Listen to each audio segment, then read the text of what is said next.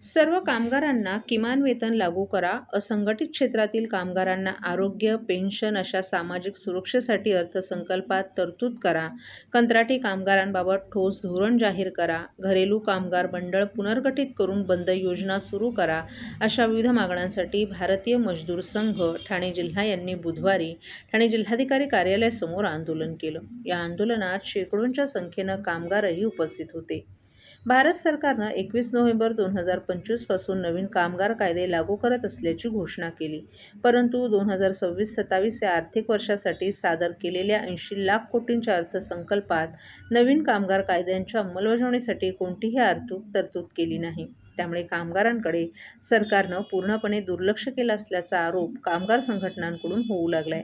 देशातील संघटित आणि असंघटित क्षेत्रातील कामगार, कॉन्ट्रॅक्ट लेबर, निवृत्त कामगार, सुरक्षा रक्षक, स्कीम वर्कर्स, आशा, अंगणवाडी, घरेलू कामगार, रिक्षा टॅक्सी चालक, फेरीवाले, माथाडी आदी सर्व क्षेत्रातील कामगारांच्या मागण्यांकडे सरकारचं लक्ष वेधण्यासाठी भारतीय मजदूर संघानं देशव्यापी सरकार जगावं अशी हाक देत हे आंदोलन केलं.